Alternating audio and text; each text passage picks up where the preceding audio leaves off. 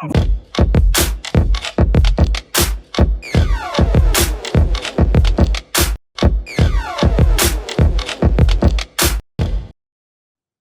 what's up, everybody? Welcome back to another episode of the Liquid Lunch Project. I am Matthew R. Meehan, alongside my partner, the Professor Luigi Rosabianco. What's on tap today, Lou? Matt, you and I and the rest of the world do not like pests, but we also want to prevent pests in a safe fashion, right? We have families, we have children, we have business associates, and we don't want to poison them by getting rid of our pests. And I don't know about you, but if you've done your homework, there aren't too many holistic solutions out there until Kari Warberg Block founded EarthKind. And EarthKind leans on botanical remedies to rid yourself of pests. So, Kari, welcome to the podcast. Tell us the genesis of EarthKind and how you were such a trailblazer in attacking that market. Well, first of all, thanks for having me here. I'm so glad to be with you today. Long story short, how I got into this, a mouse ran up my bare leg on a farm.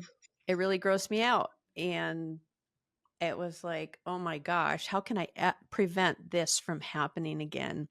And it took me down this path to becoming an inventor because I found out there was no effective way to keep pests away without killing or poisoning them. 98% of everything in the market when I started was toxic for kids and pets. And I had kids and pets, and I also loved wildlife. I didn't want that to happen.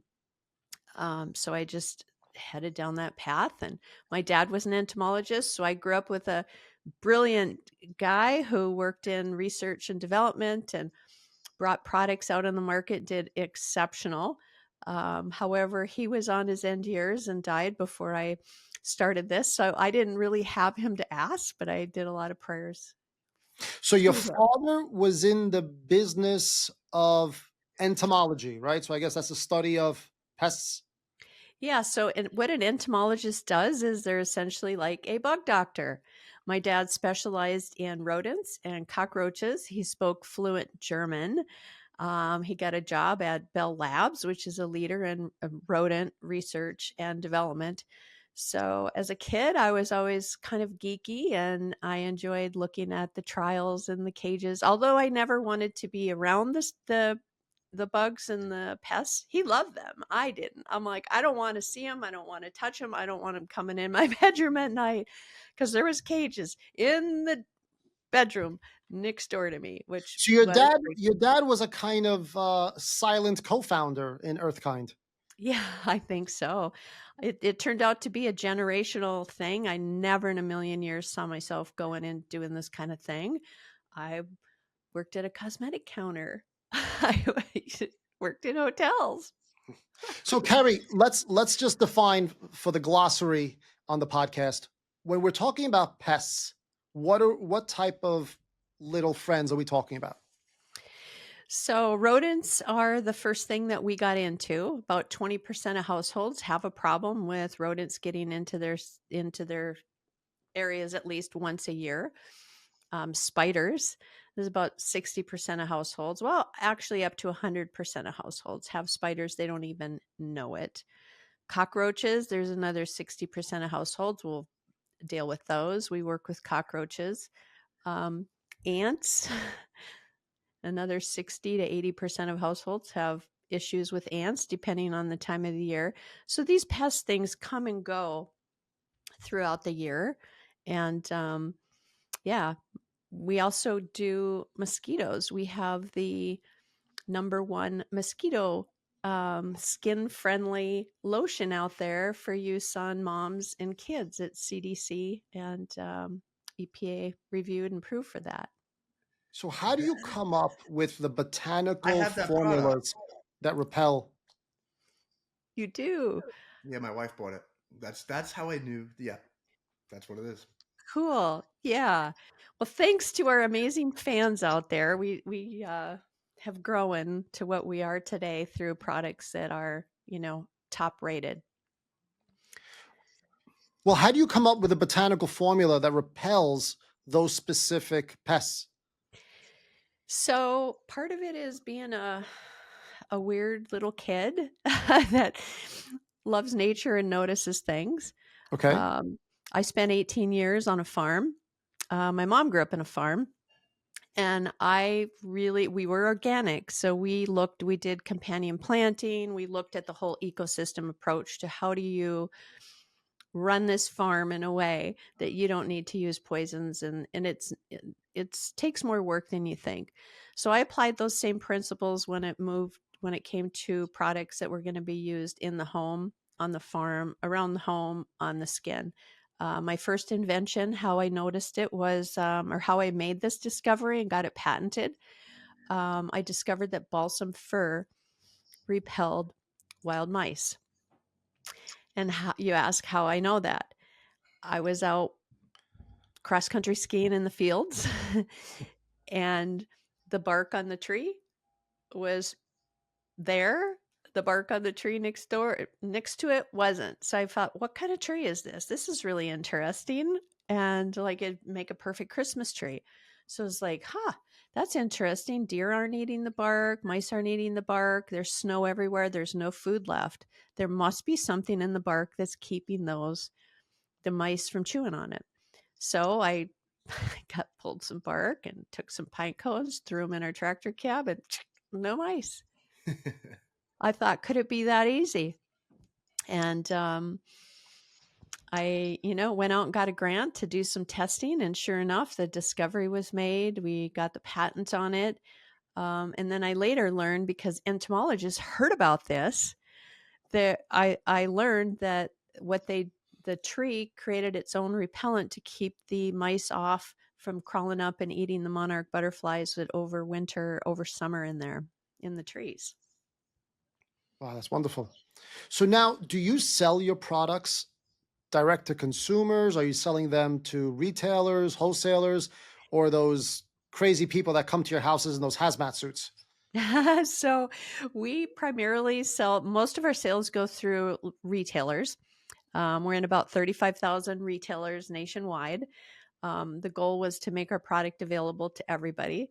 And we did that before the internet surged and took off. So today you can also find our products on our own website, earthkind.com. You can also get them on Amazon. So today, I believe the consumer is a bit more receptive to botanically eco-friendly products. But when you entered the market 18 years ago, you probably got a little bit of resistance. Tell us some war stories about the early days. Oh my goodness. Yeah, definite resistance. Number one, people said, why would we want to do something like that when we can spend $350, get a poison and kill? Right. I called every company and said, do you have anything in development that's safe and effective?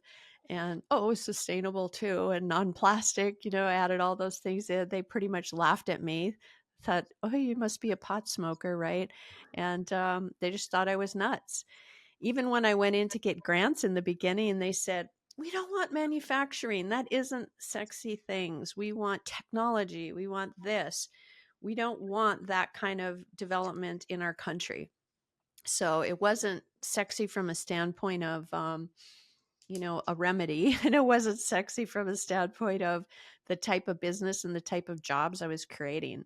So I had to argue long and hard and show manufacturing builds wealth more than anything else, because you have all the different levels in it. It's true economic development if you do it right. And today we're a top workplace. We're debt free. We've grown to a size very few ever get to. And, I'm still the owner and still like half sane, maybe a little crazy, but So good for you. So let me ask you this about the business side. So you have this idea, you bring the pine cones home. All right, I got a business idea. Now I got to get approval to make a formula to sell this and then patent it. Who was your first key hire? How did you scale to over 100 plus employees that you have now?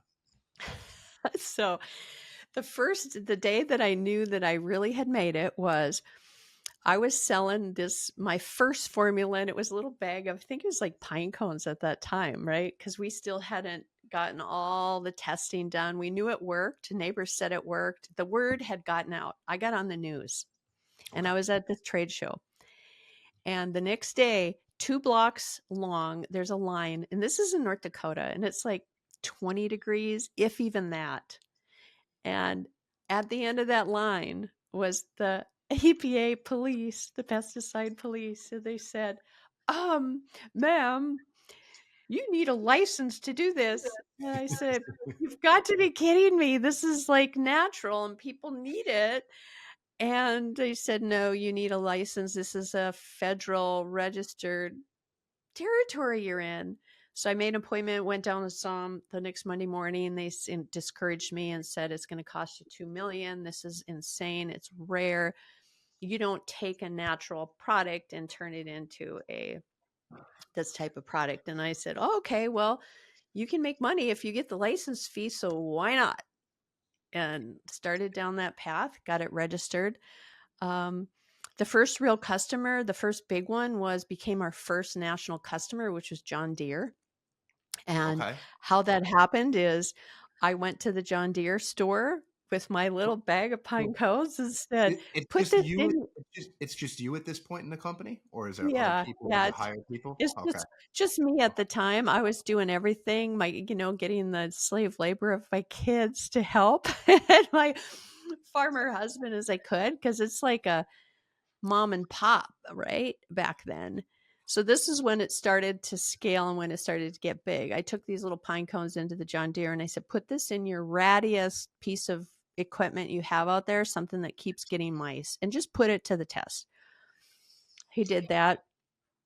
He called me up and said, the stuff works. Introduced me to a distributor.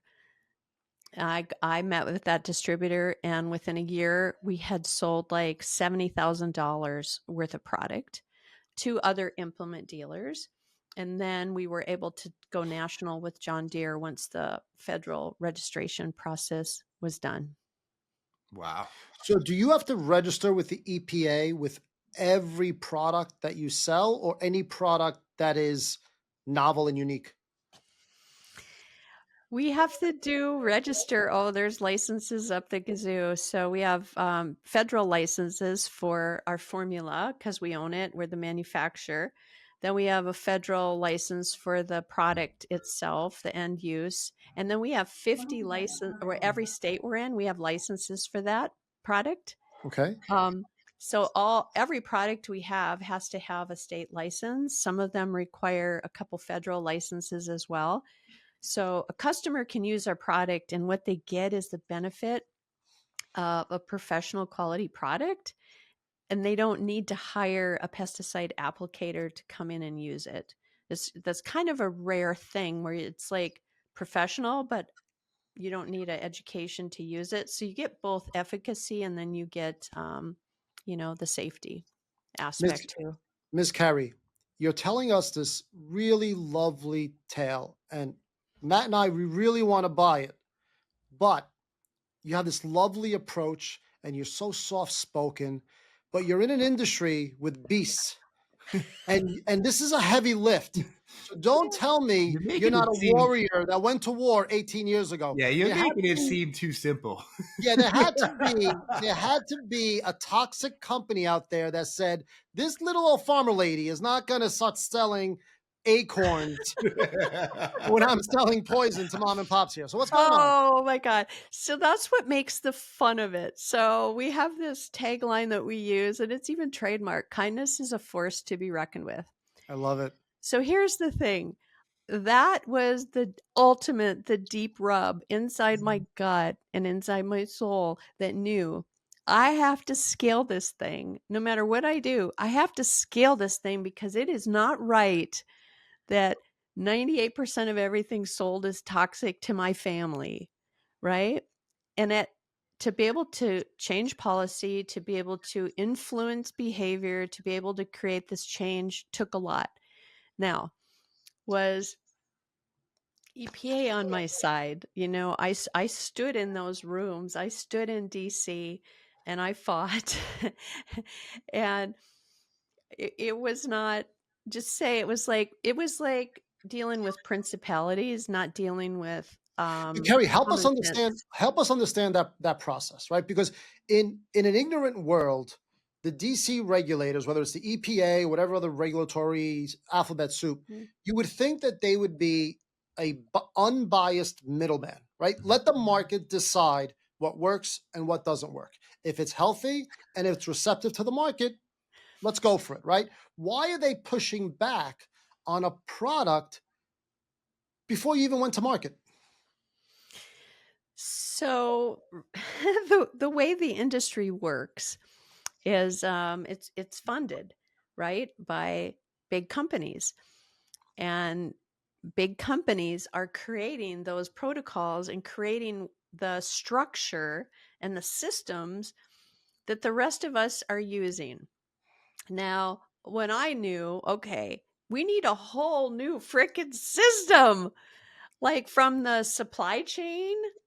That's why I said I saw it because I was a farmer. I thought if I could get my product to a consumer within the country without going overseas like everybody told me to do, right, at an affordable price and give a value, then the customer is going to want the product, which means the retailer is going to want the product, which means our business is going to grow.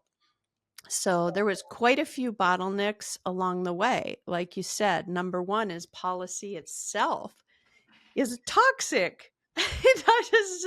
It's toxic in every single way. It needs to be, I think it needs to be a little kinder and more on the economic and the environmental and social justice side. So I'm not a liberal. I just have, I love my family. Another thing, I had to take a company to court that grouped with others and decided to like make a little extra money on the side and falsify some ingredients. Oh wow. And it was They a falsified federal. they falsified the ingredients that they were using. So it was a third generation company, and they grow ingredients, so we're buying farm ingredients. Only it wasn't, it was duped Jesus. to make some extra money. How did you And it was, find out? well, it was a gut feeling. That's one thing I do. I have this incredible intuition, and I sent my people in there. They said, no, everything's fine. I go, how many people were in the lab? How many people were in the office? You know, the stuff you know Yeah. in business. They're like, well, there's like 6 people in the office and there's 22 in the lab. And I'm like, oh, what? Why Yeah. is there so many people in the Yeah, lab? when you're buying a couple of bushels and it's labeled with a biohazard, you know something's wrong. Exactly. So Shit. what it did is I self-reported to EPA, but during that process, I was told, everybody does this. How do you think we all make money? Everybody does this. We all know it. Well, Now, then when I you found out self-report to the EPA, is the guy over at the EPA saying, "Oh, here's Kari again"? they probably did. They probably went, "Oh, what is wrong with this crazy, crazy woman?" But for me, it was about the standard, right?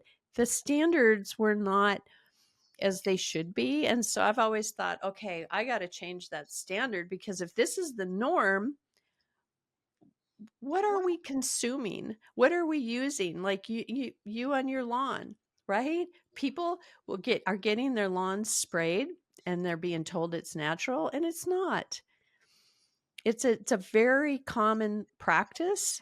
And How does the average person like me actually know what they're actually spraying at the end of the day? And even if they just say, if somebody says it's natural, I'm taking their word for it 9 out of 10 times. yeah, so I think the first thing is consumers need to be smart and do their research. Going right away to, it used to be the Better Business Bureau people went to, but now what you do is you look at the ratings, you read the reviews.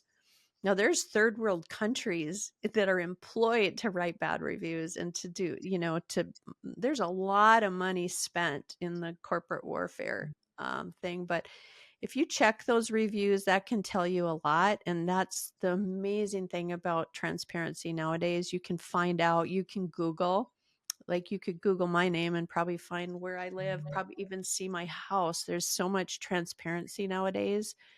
Um, it's just a matter of time. And I think now in this new administration, there's some of these loopholes. I was actually thinking I'd be tapped because I know them all along the way because I saw it going through our federal court case, which is sealed. But I did prevail, thank goodness. Good. Why would a civil case like that be sealed? It because it's a federal. It has to deal with federal the way things are operated. Gotcha. She says so much by saying so little. I love it. So I was like, this is feeling like a Joe Rogan show here. I'll tell you a funny story. It's a drink, So, you know.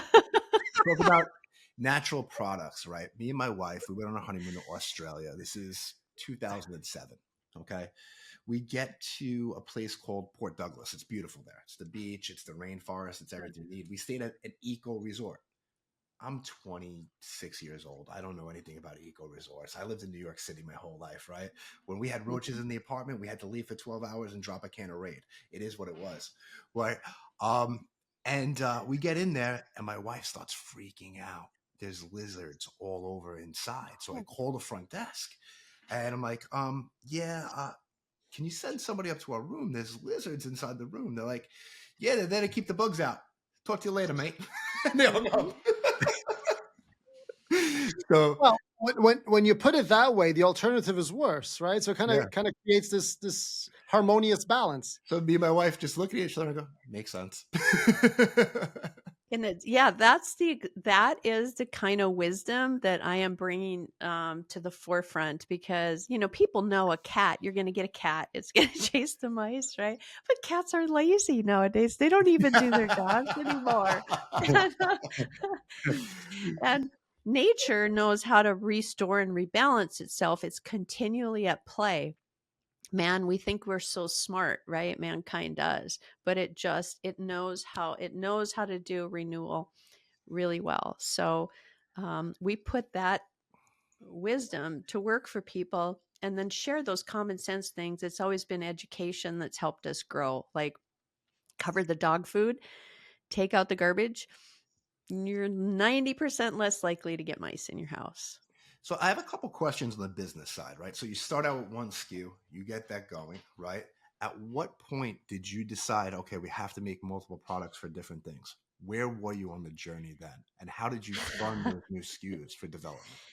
Oh, this is quite the question. So I resisted more products for a long time, thinking rodent control will be a multi-billion-dollar company if we go global and stay in just our niche.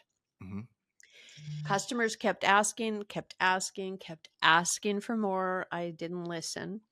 I got bit by a brown recluse spider. I almost died. I was probably within 12 hours. Wow.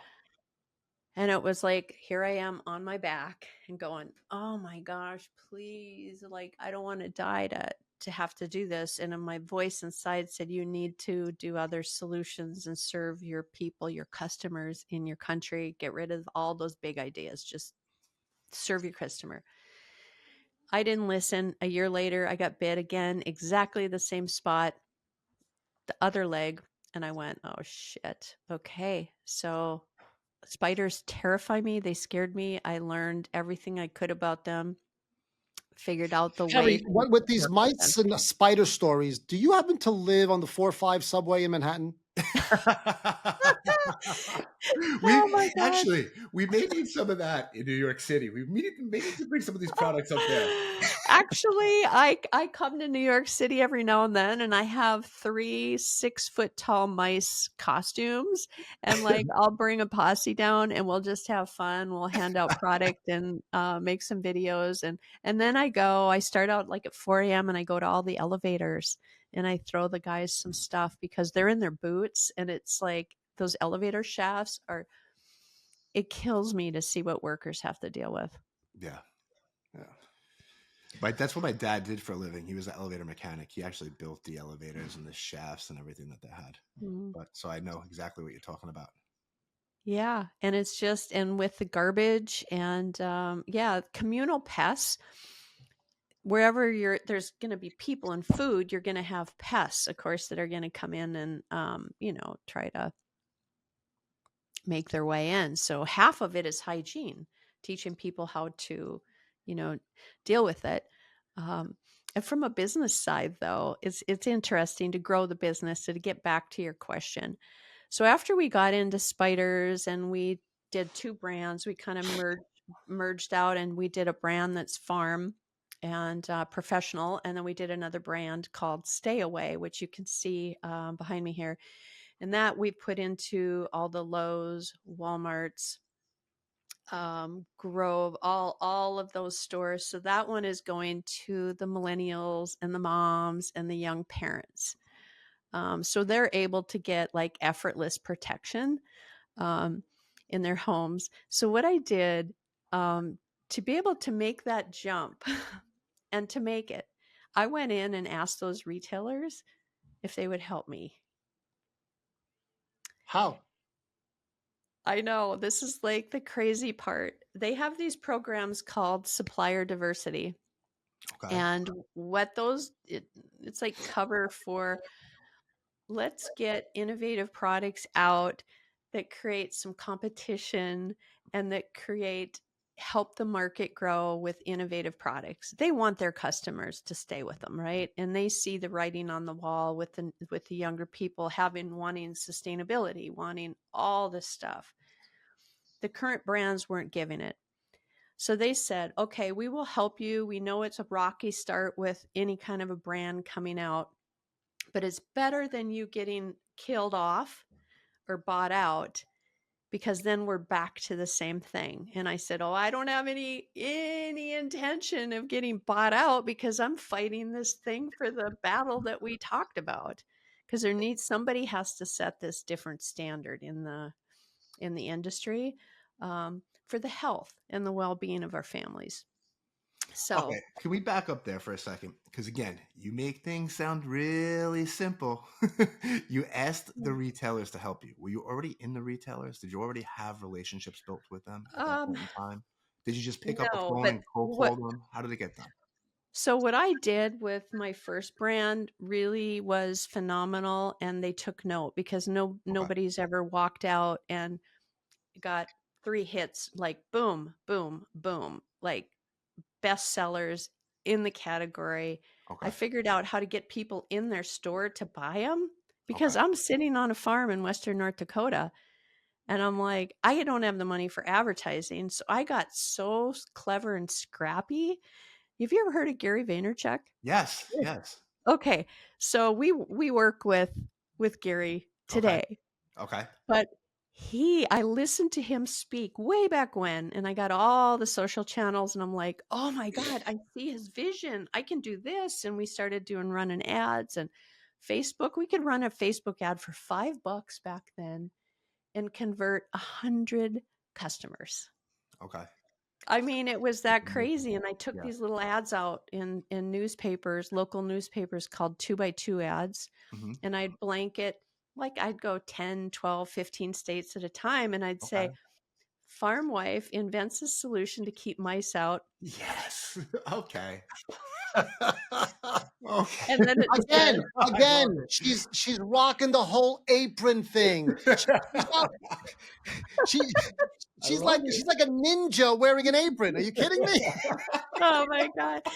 It's so funny, but half of it is like, when you're a disruptor, you have to walk in the side door, you have to walk in the back door, and it has to happen before they know they've even lost the house. Oh my God. Me and Luigi were just having this conversation about our business, and just like with the way social media is going, you just have to have some outlandish clickbaity headlines, right? Get them in the door first, and then let them know really what the product is. But by the time they see how good your product is, they forget about that housewife Yeah. apron.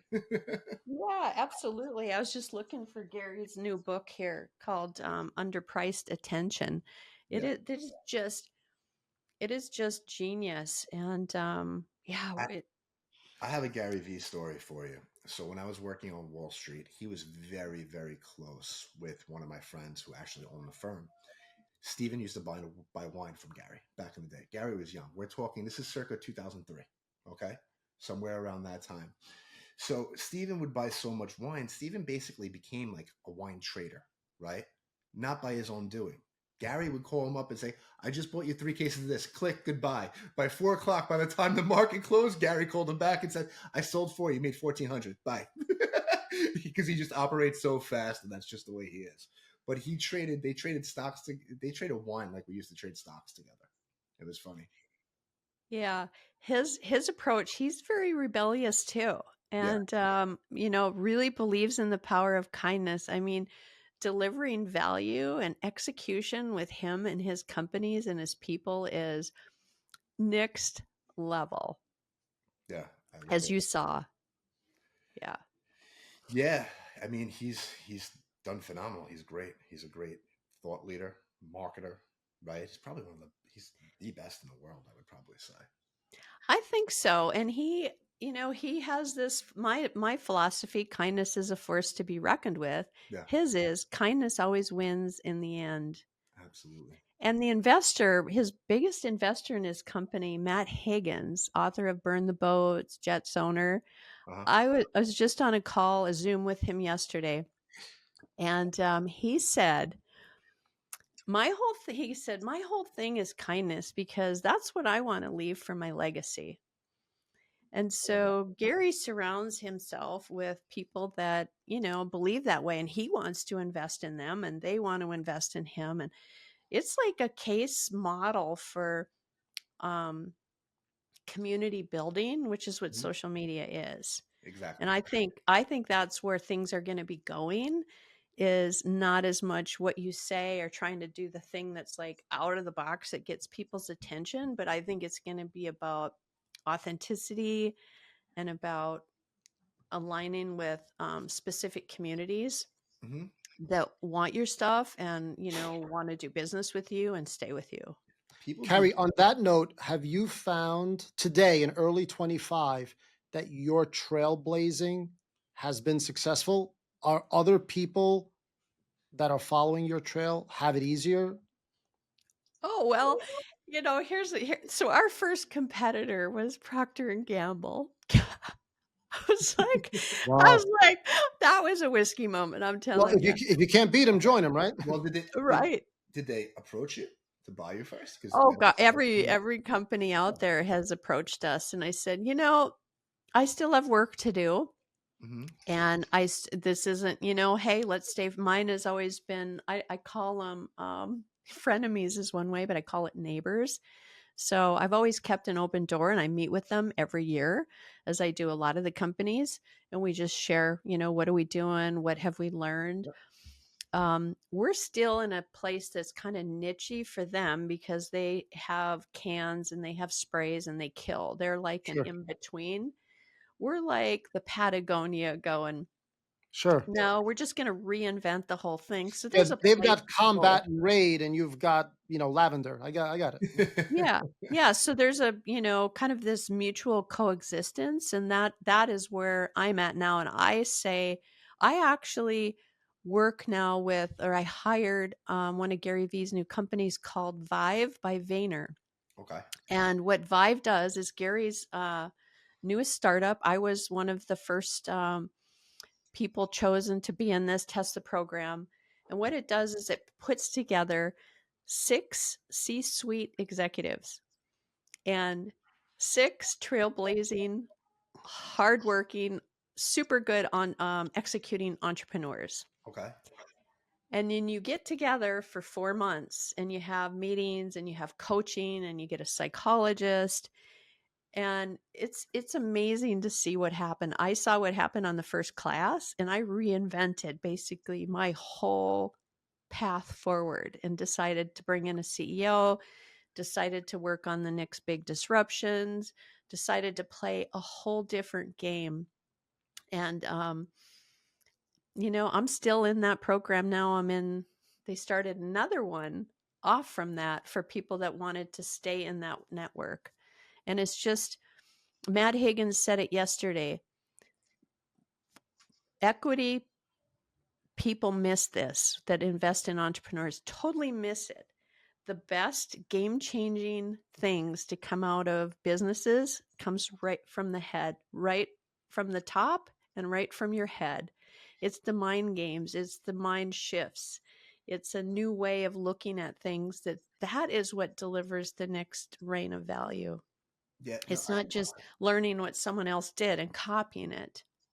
I think getting around, usually when we're running our businesses, me and Luigi, we have the benefit to call each other up and bounce ideas off of each other.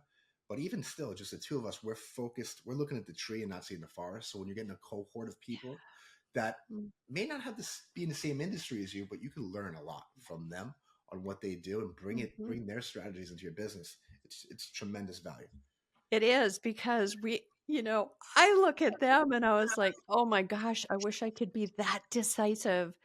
These people are leading. One of the girls in our class used to be head of global marketing for Kroger. Before Wow. that, head of all marketing for P&G in the US. And I mean, thousands of employees reporting to them. So learning from them was super valuable. And them learning lessons from me was super valuable, because they have all the bureaucracies to go through, where I don't. Yeah. But they still they still, to survive in business tomorrow, which Gary brilliantly saw, they need that same kind of novel thinking that us challengers bring. So together, his thought was this could be pretty powerful. And it's been fun to watch the people in this class, to see what they've done in business, because they're just continuing to raise the bar. And it's like really exciting. Kari, can you help guide all the fellow small business owners out there that are transitioning from a CEO role to a chairman role, and explain how you can set forth the vision and the path for EarthKind rather than be more operational in the trenches? Sure. Well, I'm pretty new in it, so you couldn't be able to call me an expert yet, because it's only been a couple months. And I leaned on the head ops guy that operationalizes all Gary V's companies. So he comes with the coaching program. So I said, tell me what you think is the first things I should do. He said, lay out everything, roles and responsibilities, just like you do in your company. What does the chair do? What does the new CEO do? Put those into place. And of course, he said, this is what's going to happen. You're going to get, oh, trust me, we know how to do this. We have the MBAs. Trust us, trust us, trust us, trust us. And I got that, right? Don't get in the weeds. Don't do it. So Bobby Brown said the same thing. Yesterday, Matt Higgins said the same thing, because I asked him the same advice you're asking me. How can I do this and really nail it out of the park? And he said, keep your intuition on the boardroom table at all times, or you're going to be running your company in 2 years. He goes, I've seen it over and over again. The founders have this intuition, and that you need to assert yourself and say, wait. I have a gut feeling on this one. You got to trust me on this one, right? So we'll see. We're still, navigating all that, but I got a real high performer, a guy that's built companies into 1,500 employees within 18 months. He's a thoroughbred, and I'm thrilled. I've known him for 12 years, worked with him for 12 years, hired him to help in the company. And so I see it more as I need to be a stronger counterbalance, right? Because I got this top performer, and I want to make sure that I can bring the security and the solid footing, because he's going to bring the speed. I see you're still going with this farm girl story, huh? Yeah. She's doubling down, man. Hey, Kari, thank you so much for being here. We want to be respectful of your time. Can you please tell the audience, because I know me and Luigi are going to go out and buy some products, where they can find I'm filling this EarthKind room filled with and get products. everything? Everyone that comes in here is going to get a bag. Besides love it. besides Lowe's and Amazon, where can they go? How can they find you? How can they learn more about your So, products? EarthKind.com. We have a website there, and there's a store locator. You can find all of it there, pretty much at your local stores, your local Ace store, your local Lowe's store, Walmart. The bigger boxes have different sets and times of the year, but Ace will have it on year round. Amazon, of course, our website will have it on year round. And we have a great pest library there too. So any question you'd have about anything inside the home, even some outside the home, we pretty much answered already, and just a click away. And some advice to Procter & Gamble: lock your side doors, folks. She's coming for you. It's so funny because I built my company with a lot of the same type of things that a huge company would do. So we're in it for the long run. I love it. Kari, thank you so much for being here. I do have one question before I let you go. So what is your word of the year for 2025? My word of the year. It's kind of rare. I haven't picked one out for myself. Nothing like but putting me on the spot. Last year, the word was unstoppable. Okay. And I haven't felt a desire to drop that. I love it. Kari, awesome. Thank you so much for being here. Everybody, that's a wrap of the Liquid Lunch Project. We'll see you in the next episode. Let's go!